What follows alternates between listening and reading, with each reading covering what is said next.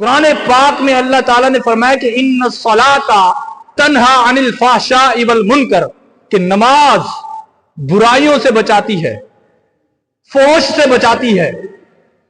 تو پھر بندہ سوچے میں تو نماز بھی پڑھتا ہوں، میں 5 وقتہ نمازی بھی ہوں، لیکن پھر بھی گناہ بھی ہو رہے ہیں، مصیبتیں بھی ختم نہیں ہو رہی، کیوں؟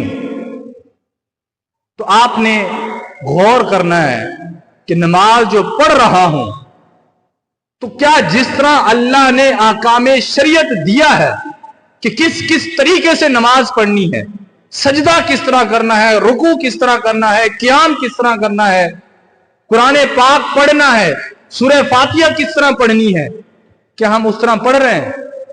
مثال کے طور پر ایک مردہ جان ہے، آج اگر میں یہاں پہ بیان کر رہا ہوں، تقریر کر رہا ہوں، ہاتھ ہلا رہا ہوں، میری زبان ہل رہی ہے، تو کیوں ہل رہی ہے؟ کیونکہ میرے اندر روح ہے، میرے اندر روح ہے تو میں یہ چیز کر رہا ہوں نا۔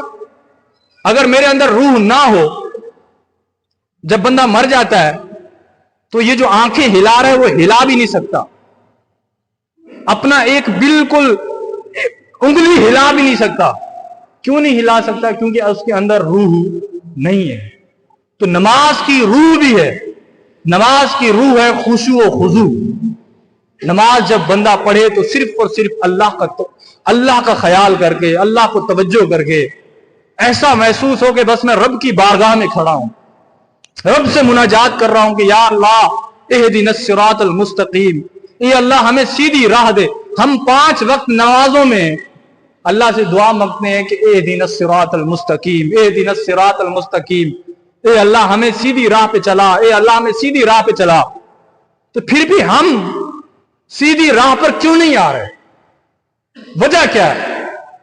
وجہ یہی ہے کہ بے توجہی کے ساتھ مانگ رہے ہیں۔ آپ خود دیکھیں، دنیا کا معاملہ ہے، اگر ہم کسی سے قرضہ لینے جائیں، بھئی 4-5 لاکھ کسی سے قرضہ لینا ہے، اس کو یوں کہو گے جاؤ وہاں پہ بھائی 4-5 لاکھ قرضہ دے دو، بھائی یوں کر دو، بے توجہی سے نہیں۔ ان کے سامنے ہم بیٹھیں گے، یار مسائل ہیں، پرابلم ہے، یہ کام کرنا ہے، وہ کام کرنا ہے۔ کتنا بندہ معصوم ہو کہ اس کے ساتھ بیٹھے گا، اس کو اپنے مسائل پریشانیاں بتائے گا، پھر اس سے قرضہ لے گا، پیسے لے گا۔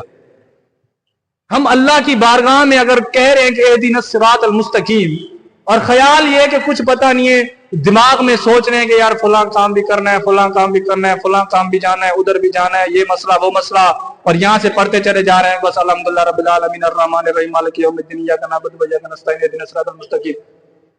بھائی اہدنا الصراط المستقیم اللہ سے مانگ رہے ہو، سیدھے راستے پر نہیں آ رہے، تو مانگنے کا ہمارا طریقہ نہیں ہے، ہمیں وہ مانگنے کا ڈھنگ ہی نہیں ہے کہ جس طرح مانگا جائے۔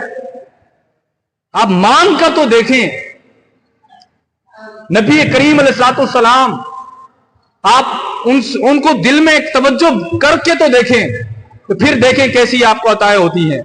اعلیٰ حضرت فرماتے ہیں کہ مانگیں گے مانگے جائیں گے، منہ مانگ ہی پائیں گے، سرکار میں نہ لا ہے نہ حاجت اگر کی ہے۔ کہ وہ تو ایسے سخی ہیں کہ مانگتے چلے جاؤ، وہ دیتے چلے جاتے ہیں، وہ نہ نہیں کرتے، لیکن مانگنے کا طریقہ تو آنا چاہیے، ہمیں بلانے کا طریقہ تو آنا چاہیے۔ ہمیں بلانے کا طریقہ ہی نہیں ہے، ہمیں مانگنے کا طریقہ ہی نہیں ہے۔ تو خوب توجہ کے ساتھ عبادت الہی کیا کریں، اور خوب توجہ کے ساتھ اللہ تبارک و تعالیٰ سے مناجات کیا کریں، اور نماز بالخصوص نماز اس کو ویسے پڑھا کریں جیسے پڑھنے کا حق ہے۔ اور اگر آپ نے کبھی کسی سے نہیں سیکھا تو یہ کوئی شرم والی بات نہیں ہے، ہم کاروبار کرتے ہیں تو کسی سے سیکھتے ہیں نا، ہم کوئی بھی کام کرتے ہیں دنیاوی تو کسی سے سیکھتے ہیں نا، تو ایک نماز ہی کیوں ہے جو ہم بغیر سیکھے پڑھ رہے ہیں، جو ہم کسی سے پوچھتے نہیں ہیں کہ اللہ تعالیٰ نے کس طرح حکم دیا ہے سجدہ کرنے کا، کس طرح حکم دیا ہے رکوع کرنے کا۔ تو یہ چیزیں آپ سیکھیں بھی صحیح، پڑھیں بھی صحیح۔